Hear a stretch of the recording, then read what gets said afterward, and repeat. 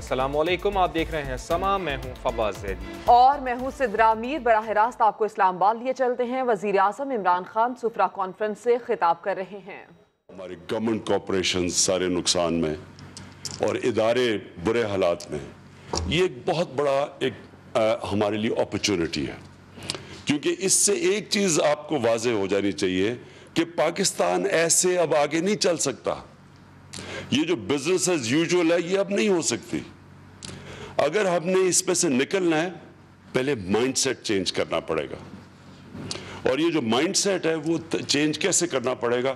سب سے پہلے تو یہ جو ایک ڈپینڈنسی سنڈرم آیا ہوا تھا پاکستان سے، جب سے میں جانتا ہوں، سیٹو سینٹو، پھر جی امریکہ نے اڑنا ہی تو ملک تباہ ہو جائے گا، اور اس ڈپینڈنسی سنڈرم سے ہماری جو فورن پالیسی بنی، جو ہماری لیڈرشپ نے فیصلے کیے، وہ اس لیے فیصلے نہیں کیے کہ ملک کی عوام کی بہتری کیا تھی۔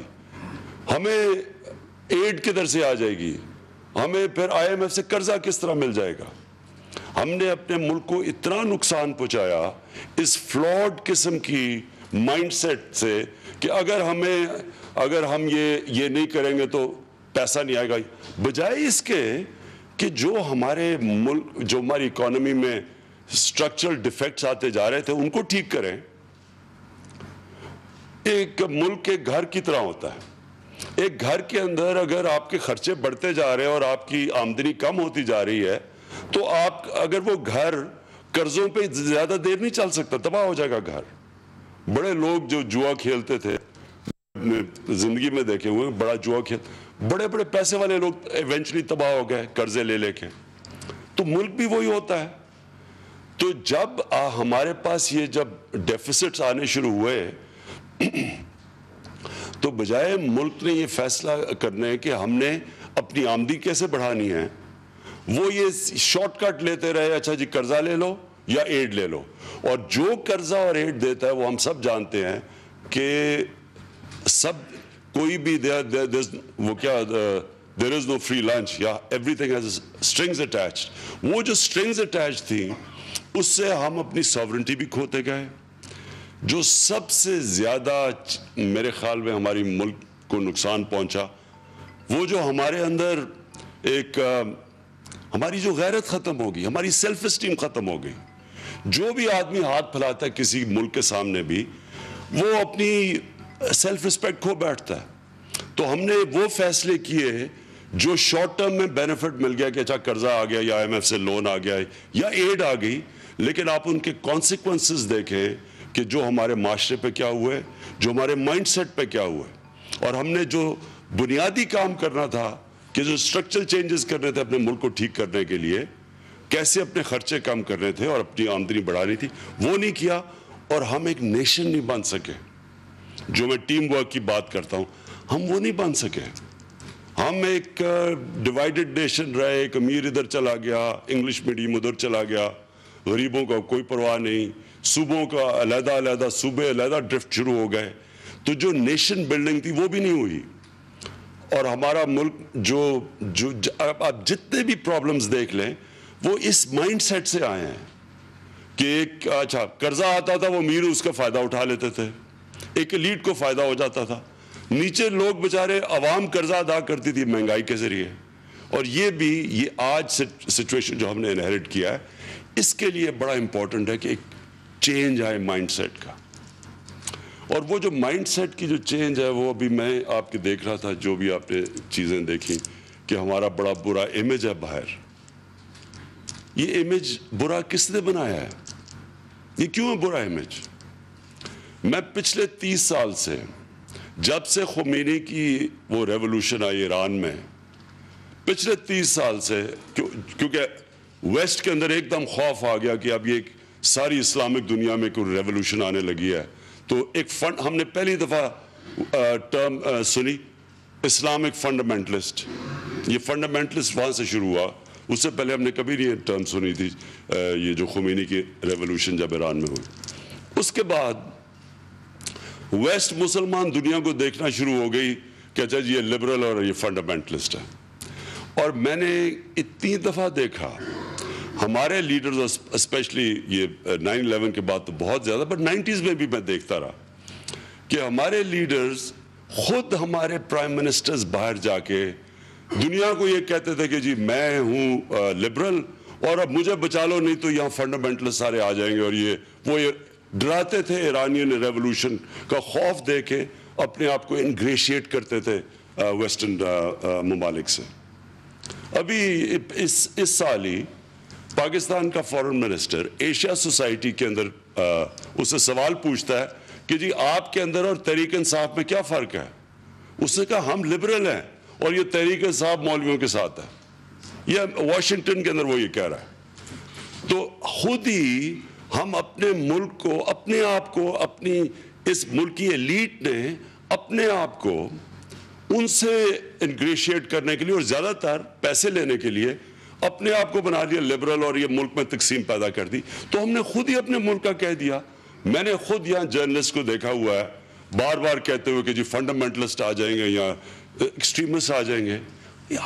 اس پہ کوئی شک نہیں کہ ہمارے ملک میں یہ فنڈامنٹلزم ہے، ایکسٹریمزم ہے، لیکن میں آپ کو یقین دلاتا ہوں کہ میں ساری دنیا پھرا ہوں، ہر دنیا کے اندر جو میجورٹی ماڈریٹ ہوتا ہے، ایک طرف لبرل ہوتا ہے، ایک طرف ایکسٹریم ہوتا ہے۔ کہاں نہیں ہے یہ؟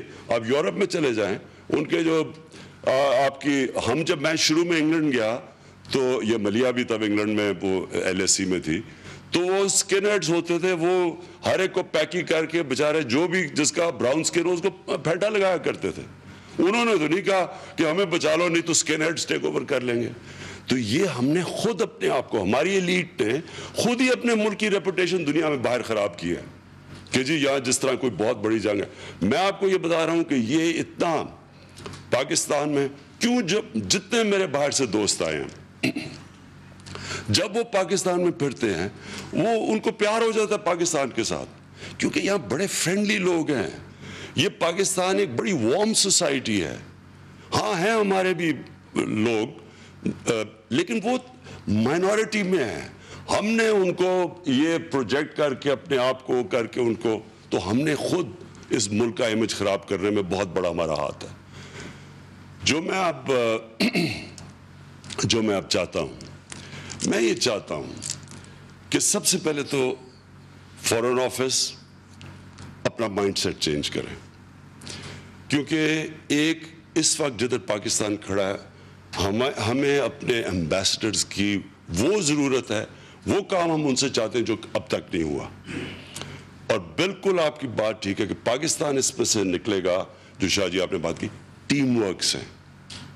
اس وقت ایک ٹوٹل کوآرڈینیشن سارے ملک کو چاہیے۔ یہ جو بھی ہارون بات کر رہے تھے بورڈ آف انویسٹمنٹ کی کہ جی یہ رکاوٹیں ہیں بیچ میں، یہ ساری کراس ڈپارٹمنٹ رکاوٹیں ہیں۔ یہ اس کے لیے بھی ٹیم ورک چاہیے ہوگا کہ ایز آف ڈوئنگ بزنس اگر ہم نے اس ملک میں لے کے آنی ہے اور ہم نے اوپر جانا ہے اس گراف میں، تو اس کے لیے بھی ہمیں ٹیم ورک چاہیے۔ کوآرڈینیشن فارن آفس کا، ایمبیسڈرز کا، BOI کا، باقی انٹیریئر منسٹری کا، یہ بڑا امپورٹنٹ اس لیے ہے کہ میں پھر سے ریپیٹ کر رہا ہوں کہ جو اب ہمیں چیلنجز ہیں، ہم بزنس ایز یوزول سے یہ چیلنجز نہیں میٹ کر سکتے۔ ڈیفیسٹس اتنے بڑے ہیں ہر طرف، اور پاکستان وہ ملک ہے جو ہم جب 60s میں، مجھے یاد ہے اور مجھے یاد، میں ہندوستان سے کرکٹ کھیل کے پاکستان آتا تھا تو لگتا تھا کسی غریب ترین ملک سے امیر ترین ملک میں آ گئے۔ یہ ہم نے اپنے سامنے چینج ہوتے دیکھا آج۔ اور جب مجھے افسوس سے کہنا پڑتا ہے کہ جب ایسٹ پاکستان علیحدہ ہوا تو میں نے کئی ڈرائنگ رومز کے اندر یہ سنا، لاہور کے ڈرائنگ رومز میں، کہ جی بڑا اچھا ہوا، ہمارے پاس بوجھ بنا ہوا تھا ایسٹ پاکستان، اچھا ہوا وہ علیحدہ ہو گیا۔ آج وہ بھی آگے نکل گیا ہمارے سے۔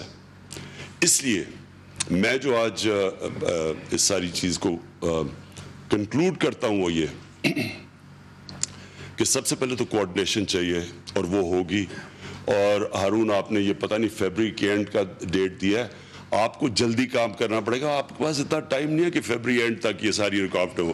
میں جب پرائم منسٹر کے آفس کے اندر BOI ہے تو وہ ہے ہی اس لیے کہ آپ نے سارا یہ زیادہ تیز کر رہا ہے, ہم نے فیبری اینڈ تک انتظار نہیں کرنی اس کے لیے. لیکن جو میں آپ سے چاہتا ہوں, جو انویسٹر سے چاہتا ہوں, دیکھیں نمبر ون آپ کا جو ڈیلنگ ہے اوورسیز پاکستانی سے, یہ ہمارا سب سے بڑا ایسٹ ہے. یہ اس کو پلیز ریئلائز کریں, یہ بہت بڑا ایسٹ ہے اور یہ ایسٹ بالکل ان یوٹیلائزڈ ہے.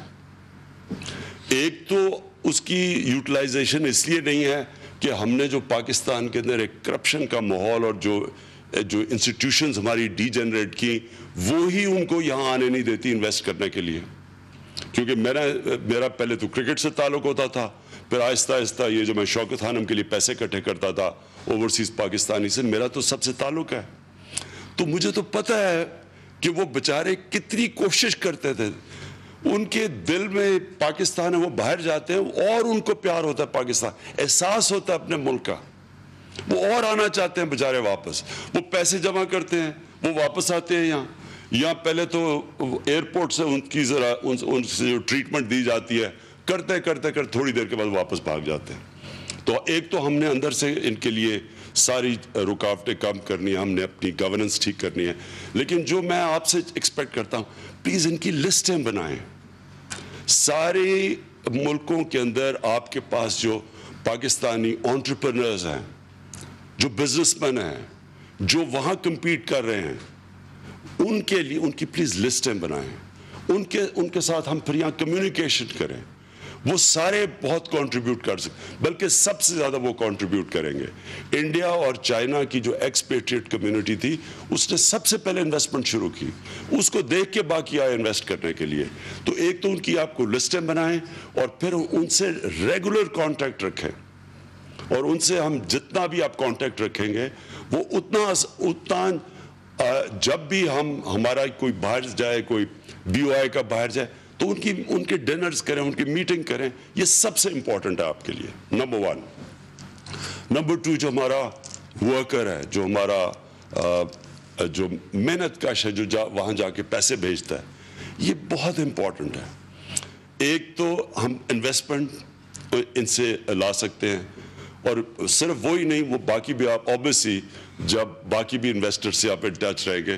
اور میں خاص طور پہ وہ ملیشیا میں جو امبیسڈر زکریا صاحب, آپ کو خاص میں آج داد دیتا ہوں, زبردست آپ کا کانٹیکٹ تھا, آپ نے جس طرح کے انویسٹرز بلائے, کوالٹی کے انویسٹرز بلائے, تو میں آپ کو خاص خراج تحسین پیش کرتا ہوں. تو یہ اس طرح کی میں ایکسپیکٹ کرتا ہوں کہ آپ کے ذرا مائنڈ سیٹ, کیونکہ دیکھیں آپ کی ضرورت اس وقت پاکستان کو اگر ہم نکلیں گے, یہ ایک آل اوور کوآرڈینیٹڈ ایفرٹ چاہیے ہوگی, ٹیم ورک چاہیے, جو آج تک نہیں رہا. اچھا, اس کے بعد یہ جو ہمارا جو ورکر ہے, یہ محنت کش لوگ ہیں, ان کے لیے پہلے تو کمپیشن پیدا کریں. آپ یہ یاد رکھیں کہ یہ وہ لوگ ہیں جو اپنے بیوی بچے ماں باپ کو چھوڑ کے وہ جا کے وہاں 12 گھنٹے کام کرتے ہیں. یہ بڑے اسپیشل لوگ ہیں, اور یہ اس لیے جاتے ہیں کہ ہم نے اپنے ملک کو گورننس سسٹم اتنا برا دیا ہے کہ یہاں ہم ان کے لیے امپلائمنٹ نہیں کریٹ کر سکتے, ان کے لیے روزگار نہیں, اور کئی مشکلوں سے جاتے ہیں باہر. ان کے لیے آپ کے لیے اسپیشل رحم ہونا چاہیے, رحم ہونا چاہیے. یہ بڑے خاص لوگ ہیں, یہ جس طرح کام کرتے ہیں, ملک چل رہا ہے ان کے خون پسینے کے اوپر. نہ وہ 19 ارب ڈالر ان کا آئے, نہ آج ہم یہاں پتہ نہیں ہمارا حالات کیا ہو. تو یہ ان لوگوں کو پلیز پہلے تو ویسے ہی ان کی پوری آپ کو مدد کرنی چاہیے. اور وہاں جو آپ کو لوکل کمیونٹیز ہیں پاکستانی, بڑے پیٹریوٹک ہیں, ان کی کمیونٹیز بنائیں جو کہ ان کو سروس کریں, یہ جو بیچارے محنت کش لوگ ہیں. اور ہم جب کئی دفعہ کہتے ہیں جی, مجھے یاد ہے کیونکہ میرا انگلینڈ میں اتنا ٹائم گزرا ہے, وہاں بڑا کمپلین کرتے تھے کہ جی ہمیں یہ, میں نے کئی 2-3 ایمبیسڈر دیکھے ہیں جو بڑا کمپلین کرتے تھے. یہ اپنے آپ کو پہلے تو سمجھتے تھے کہ جی کوئی ورکنگ کلاس ہے, ان سے ملتے ہی ٹھیک طرح نہیں تھے, پھر سارا وقت کمپلین کرتے تھے, اچھا جی انہوں نے یہ قانون توڑ دیا, وہ کر دیا. جب آپ ان کو مدد ہی نہیں کریں گے, ان کو دیکھ بھال نہیں کریں گے, وہ ویسے بھی بیچارے مشکل میں ہیں, تو وہ کیا کریں گے؟ تو ہمیں پوری یہ جو ہمارا محنت کش پہنچتا ہے باہر اور مشکلوں سے پہنچتا ہے، ان کی پلیز آپ نے مدد کرنی ہے.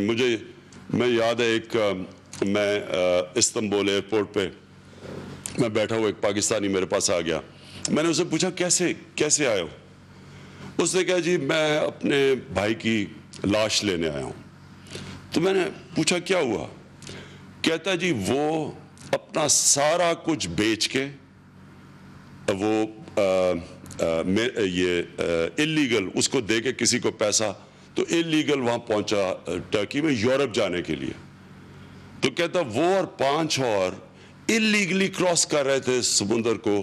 رات اتنی ٹھنڈ پڑی کہ فریز کر گئے 6 کے 6 لوگ، تو ان کی لاشیں لے کے جا رہے ہیں.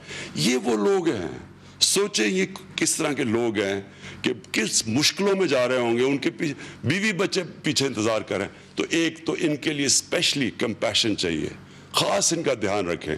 اور یہ آپ دیکھتے رہیں، یہ جو وہاں اسکل بھی سیکھ رہے ہیں، انشاءاللہ جب یہ ہم اس کو ملک کو ہم اس کا سسٹم ٹھیک کریں گے، یہ بڑے انویلیبل لوگ ہوں گے جو آ کے واپس اسکلڈ لیبر ہوگا. اور یہ ہمارا جو ہم انشاءاللہ ملک کو اٹھائیں گے، ان کا بہت بڑا کام ہوگا اس کے اندر.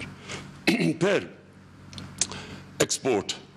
ایکسپورٹ کے لیے پلیز پوری کوشش کریں کہ آپ سارا وقت ان ٹچ ہوں BOI سے کہ ہم کیا چیز ایکسپورٹ کر سکتے ہیں. اور یہ بڑا امپورٹنٹ ہے کہ افریقہ، لیٹن امریکہ، یہاں ہماری اب نہ کوئی ٹریڈ ہے نہ کوئی پوچھتا ہے. تو اس کے اوپر یہ نئے ایونیوز ہیں. یہاں کئی لوگ تو چھٹیوں کے لیے چلے جاتے ہیں کہ پلیز یہاں آپ جائیں اور نئے ایونیوز کھولیں. یہ بڑا امپورٹنٹ ہے کہ آپ جب جائیں ان ملکوں کے اندر تو رپورٹ لیں، یہاں بیٹھ کے آپ تیمینہ سے رپورٹ لے کے کیا کر رہے ہیں آپ لیٹن امریکہ میں، کیا نئے کوئی چینجز کیے. افریقہ ایک ایمرجنگ ملک ہے، تو افریقہ کے اندر ہم کیا کر رہے ہیں.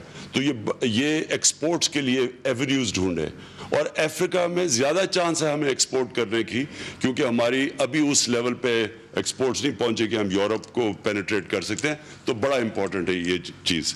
اور چوتھی چیز منی لانڈرنگ، اس میں بھی آپ کی بڑی مدد چاہیے، کیونکہ یہ منی لانڈرنگ آپ نے ابھی دیکھ ہی لیا ہوگا. یہ جو فیک بینک اکاؤنٹس کی کل میری بڑی تعریفیں کر رہے تھے فیک بینک اکاؤنٹس کے اوپر، آپ کو پتہ ہی چل گیا کہ کس لیول کا پیسہ چوری ہو کے باہر جا رہا ہے. تو اس کے لیے ہم پورا یہاں کلیم ڈاؤن کر رہے ہیں. ہم گورنمنٹ سے بھی بات کر رہے ہیں باہر، ہم نے ویریس MOUs سائن کیے ہوئے ہیں. ہمیں آپ کی پوری ضرورت ہوگی، پوری مدد کرنی ہوگی کہ جو منی لانڈررز یہاں سے یہ اتنا نقصان $10 ارب کی تو ایسٹیمیٹ کر رہے ہیں. اسٹیٹ ڈپارٹمنٹ امریکہ کا ایسٹیمیٹ کرتا ہے کہ $10 ارب کی سالانہ منی لانڈرنگ ہے. تو اس کے اندر جتنا بھی ہم ڈینٹ ڈالیں، ہمارا یہ جو روپے پہ پریشر پڑا ہوا ہے، روپیہ گرتا ہے، اس کی یہ بھی بہت بڑی وجہ ہے. تو یہاں ہم نے پورے اسٹیپس لیے ہوئے ہیں. ہم یہ ایکسپیکٹ کرتے ہیں کہ آپ پلیز وہاں بھی پوری محنت کریں.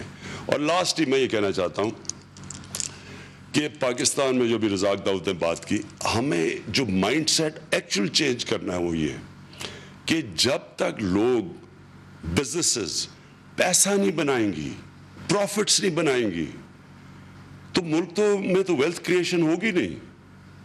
ہم نے اپنی طرف سے ہم پورا لگے ہوئے ہیں کرنے کے، پوری کوشش کریں گے بزنس کمیونٹی کے ساتھ کھڑے ہوں تاکہ پروفیٹیبلٹی ان کی بڑھے. ایز آف ڈوئنگ بزنس کا ایکچولی مطلب یہ ہے کہ ایک بزنس کی پروفیٹیبلٹی بڑھے، پروفیٹیئرنگ نہیں، پروفیٹیبلٹی. پروفیٹیئرنگ جو ہے جو 2 نمبری سے پیسہ بنتا ہے. پروفیٹیبلٹی وہ ہے جو آپ پیسہ بناتے ہیں، پھر آپ ٹیکس بھی دیتے ہیں، آپ لوگوں کو روزگار دیتے ہیں، اور اس کی وہ ہوگا تب. اچھا ہوتا کیا ہے، جب تھوڑے لوگ پیسہ بناتے ہیں، لوگ جب دیکھتے ہیں پیسہ بنا تو پھر لوگ فالو کرتے ہیں. وہ انویسٹمنٹ ادھر آتی ہے جدھر دیکھتے ہیں کہ انویسٹمنٹ سے پیسہ بن رہا ہے. اور پاکستان ایک ورجن ٹیریٹری ہے. ہم نے صرف رانگ ایٹیٹیوڈ سے، بری گورننس سے روکا ہوا ہے. میرے 4 مہینے میں جو میں ابھی گیا ہوں، اور زکریا صاحب آپ کا ملیشیا میں جو میں وہ ملا ہوں انویسٹرز کو، جتنا لوگ اس وقت پاکستان کو دیکھ رہے ہیں کہ فیوچر انویسٹمنٹ کی یہ جگہ ہے جدھر ورجن ٹیریٹری ہے. ہم نے صرف اپنے سسٹمز ٹھیک کرنے ہیں اور اتنے لوگ اس وقت دیکھ رہے ہیں پاکستان کو کیونکہ 210 ملین کا ملک ہے, 21 کروڑ کا ملک ہے, 12 کروڑ اس کے 30 سال سے کم 35 سال سے کم ہے. یہ ایک ساری دنیا اس طرح دیکھتی ہے پاکستان کو, اور جس وقت ان کو ایک مارکیٹ نظر آ رہی ہے, ایک وہ اکانومی جو یہ یوتھ کو ہم صحیح طرف لگا دیں, اسی یوتھ کو ہم سکلز دے کے اور ان کو لگا دیں اس طرف جو انویسٹمنٹ کی طرف, ان کو انٹرپرینورشپ کی طرف, یہی لوگ اٹھا دیں گے پاکستان کو. یہ تو کسی کے پاس اتنا زیادہ ایک یوتھ پاپولیشن نہیں ہے. تو اس کو انشاءاللہ جو ایٹیٹیوڈ چینج کر کے کہ یہاں ویلتھ کریشن, بزنسز انکریج کریں گے, اسمالر میڈیم انڈسٹری کو, ان کے لیے رکاوٹیں ختم کریں گے, جس میں بورڈ آف انویسٹمنٹ کا بہت بڑا ہاتھ ہے اور کامرس انڈسٹری کا. آپ کے اوپر بڑا پریشر بھی ہے, ویسے ہارون آپ کے اوپر پریشر بڑا, میں آپ کو یہ بتا رہا ہوں, آپ نے ڈیلیور کرنا ہے اور بڑی جلدی. فیبری کی نہ مجھے ڈیٹ دینا, اینڈ آف فیبری. میں آپ سب کا بہت بہت شکر گزار ہوں. میں آپ کے اوپر, ہمیں پوری ایکسپیکٹیشنز ہیں پاکستان کی. میری سب سے زیادہ اپنے ایمبیسڈرز کے ساتھ, کیونکہ ساری دنیا پھرتا تھا کرکٹ میں تعلق رہے ہیں, ہمیں بڑی فخر ہے کہ ہمارے بڑے کوالٹی کا فورن آفس ہے اور ہمارے جو ایمبیسڈرز ہیں ان کی کوالٹی زبردست ہے. لیکن اب جس لیول پہ میں آپ کو ایکسپیکٹ کر رہا ہوں, یہ بڑا امپورٹنٹ ہے کہ اس میں اب آپ نے وہ ٹیم ورک اور وہ پرفارمنس دکھانی ہے جو کہ اگر وہ ایکس تھی نا, تو اب وہ ایکس ڈبل پلس. اگر وہ 70s کی جو ہماری کرکٹ ٹیم سے, اب 80s کی ٹیم میں چاہتا ہوں یہاں, جو کہ ٹیم ورک کر کے میچ جتائے گی. میں بہت بہت شکریہ. وزیر اعظم پاکستان عمران خان سپرا کانفرنس سے خطاب کر رہے تھے. انہوں نے یہ کہا کہ پاکستان ایسے آگے نہیں چل سکتا. موجودہ صورتحال سے نکٹنے کے لیے مائنڈ سیٹ تبدیل کرنا ہوگا. موجودہ چیلنجز ہمارے لیے بڑا موقع ہیں. وزیر اعظم نے یہ بھی کہا کہ ہمارے لیڈرز خود کو لبرل قرار دیتے ہیں. پاکستان ٹیم ورک سے ہی مشکلات سے نکلے گا.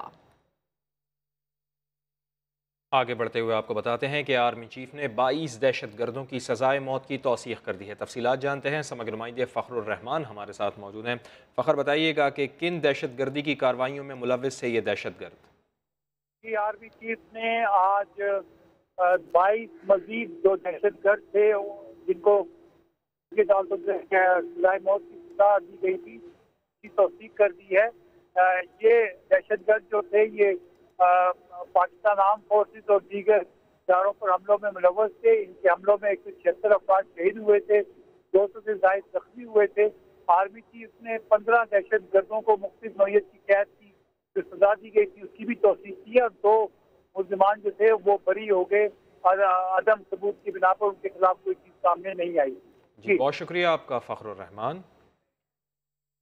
بات کریں گے وزیر اعظم کے بڑے بیان کی. عمران خان کہتے ہیں کہ منی لانڈرنگ کے خلاف ملک کی تاریخ کا سب سے بڑا آپریشن کرنے جا رہے ہیں. سندھ سے گزشتہ روز سے ہی چیخیں آنا شروع ہو گئیں. یہ بھی بتایا کہ پاکستان سے سالانہ 10 ارب ڈالر کی منی لانڈرنگ ہو رہی ہے. صحافیوں سے گفتگو میں یہ بھی کہہ دیا IMF کے پاس جانے کی کوئی جلدی نہیں. مزید بات کریں گے شکیل احمد سے. شکیل, ڈیٹیلز دیجیے. دیکھیے, وزیر اعظم عمران خان آج کافی پر اعتماد تھے. ان کا یہ کہنا تھا کہ پاکستان جو ہے وہ بحرانی صورتحال سے نکل آیا ہے اور اب ہم ملک کی تاریخ کا سب سے بڑا آپریشن کرنے جا رہے ہیں منی لانڈرنگ کے خلاف. اور سندھ سے اس حوالے سے آوازیں بھی آنا شروع ہو گئی ہیں. اور ساتھ ساتھ ان کا یہ کہنا تھا کہ پاکستان کو IMF قرضہ دے گا, لیکن اب صرف بہتر شرائط پر بات چیت چل رہی ہے اور ہمیں کوئی جلدی نہیں ہے IMF کے پاس جانے کی. اور انہوں نے کہا کہ 12 کروڑ نوجوانوں پر مشتمل ہے ہماری آبادی, ینگ جو آبادی ہے, اور انویسٹمنٹ آ رہی ہے پاکستان میں. بھارت اور امریکہ سمیت دیگر ممالک سے تعلقات بہتر ہو رہے ہیں. اور غربت کے خاتمے کے لیے ان کا یہ کہنا تھا کہ وہ بہت جلد سب سے بڑا ایک پروگرام جو ہے اس کا اعلان کرنے جا رہے ہیں. اور ماضی میں جو قرضوں پر انحصار کی پالیسی تھی, یہ حکومت جو ہے اس پر انحصار نہیں کرے گی, اور یہ قرضہ IMF سے جو ہوگا اس کے بعد ہم قرض نہیں لیں گے. اور بین الاقوامی جو تعلقات ہیں ان کا انحصار جو ہے وہ ہم برآمدات پر, سرمایہ کاری پر اور دیگر جو میسر دیے جائیں گے حکومت کی جانب سے ان پر کریں گے. ساتھ ساتھ انہوں نے یہ بھی کہا کہ بیرون ملک سے جو ترسیلات زر ہیں وہ ہم چاہتے ہیں کہ 30 ارب ڈالر تک پہنچ جائیں. اس وقت تقریباً 20 ارب ڈالر ہیں, اور زراعت کے ذریعے غربت ہم کم کر سکتے ہیں.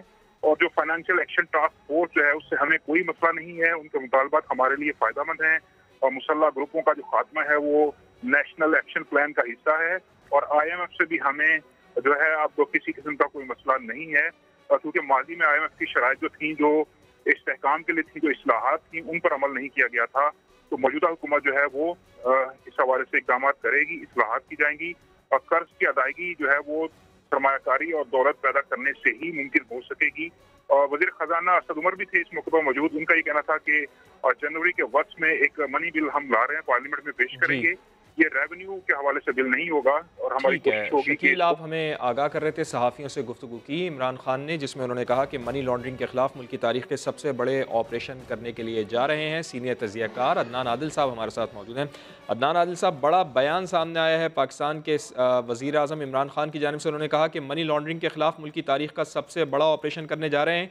सिंध से कल चीखें आना शुरू हो गई और ये चीखें मनी लॉन्ड्रिंग की वजह से है। आपको याद दिला दें अदनान साहब कि शेख रशीद अहमद पहले ही कह चुके हैं कि मार्च से पहले झाड़ू फिर जाएगी। आप क्या समझते हैं कि मनी लॉन्ड्रिंग किस तरह मुल्क की जड़ों को खोखला कर रही है? इसमें तो कोई शक नहीं है कि पाकिस्तान से बहुत बड़ी वॉल्यूम में सरमाया मुल्क से बाहर जाता है। अमेरिका के स्टेट डिपार्टमेंट की रिपोर्ट आई थी कि 10 अरब डॉलर हर साल पाकिस्तान से बाहर चले जाते हैं।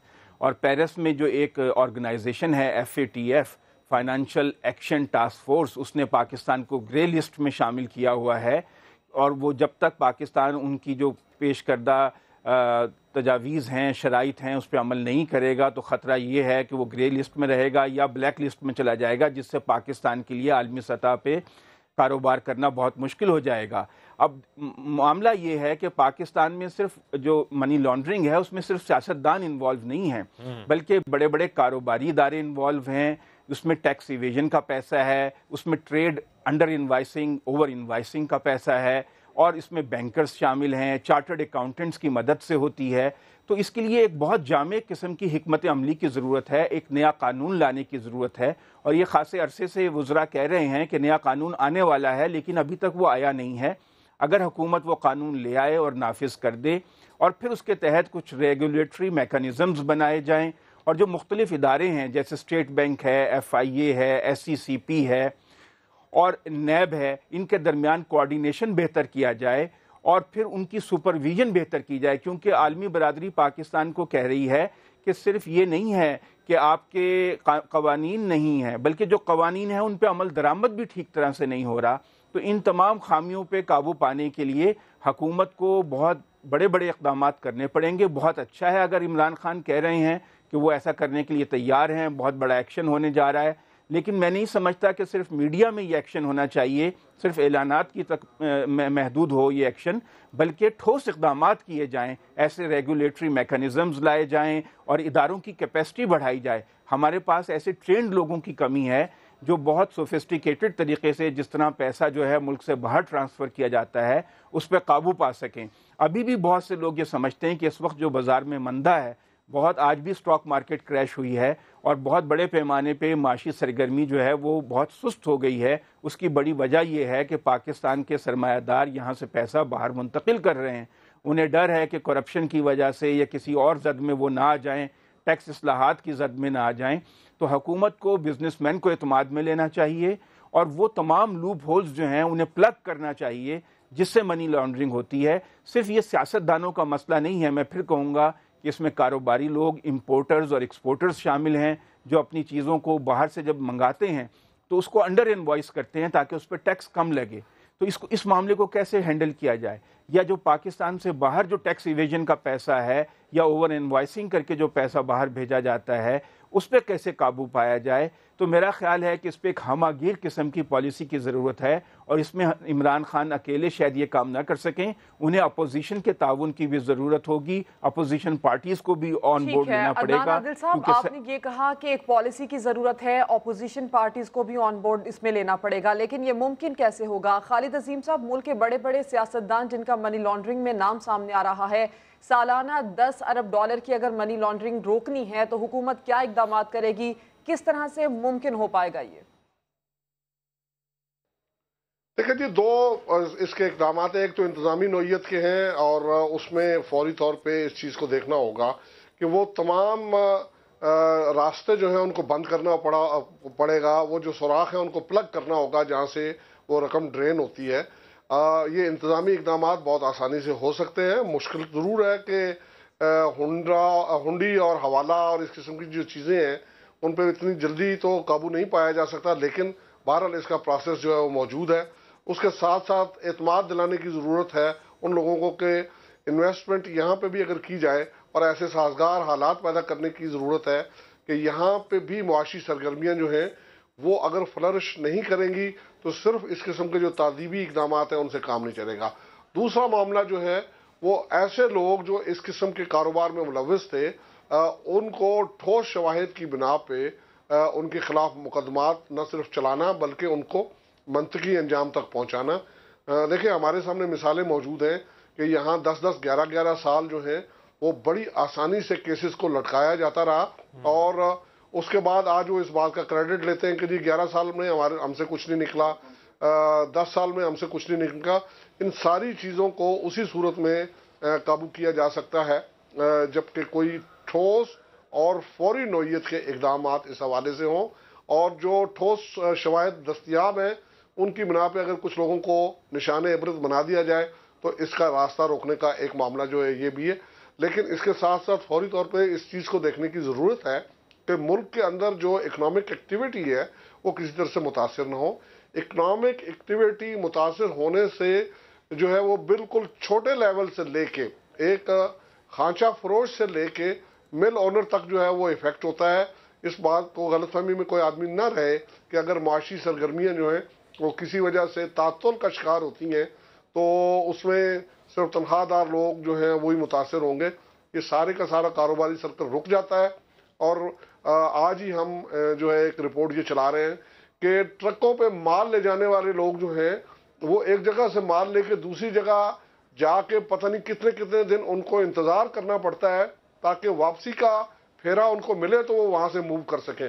तो जो इस किस्म की ग्रेव सिचुएशन है उससे बचने के लिए मनसूबाबंदी करने की भी ज़रूरत है। सरमायाकारी के लिए हमारे पास इतलात हैं कि कुछ लोग कुछ कंपनियां जो हैं वो दिलचस्पी जाहिर कर रही हैं।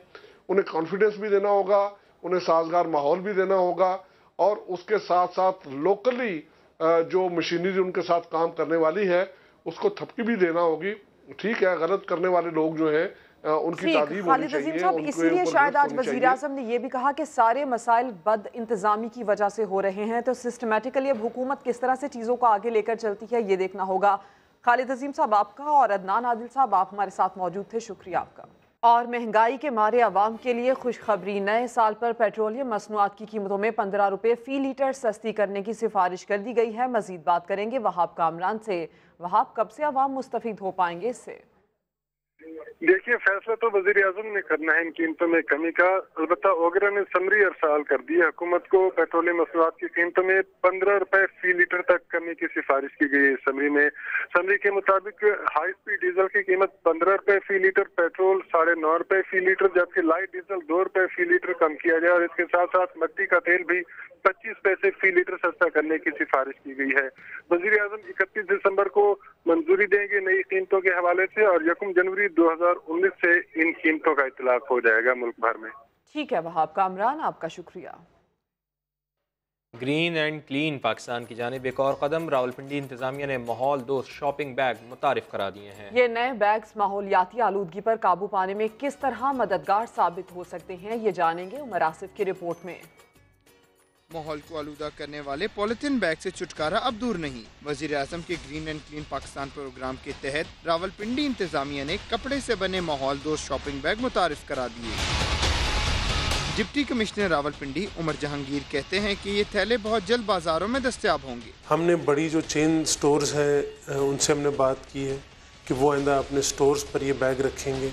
उनके साथ हमारी अभी फ़िलहाल नेगोशिएशन चल रही है on price of the bag, और उसके बाद फिर हम लोकल लेवल के जो हमारे करियाना के स्टोर्स हैं और जो हमारे गली मोहल्ले में स्टोर्स हैं वहाँ तक हम लेके जाएंगे। पुराने पॉलिथीन के शॉपिंग बैग से तंग शहरियों ने भी हुकूमत के इस इक़दाम को नहायत खुशाइंद करार दिया। बीमारियाँ भी फैलती हैं, गटर बंद हो जाते हैं, नालियाँ वगैरह, तो अक्सर ये बीमारियों के सबब बनते हैं।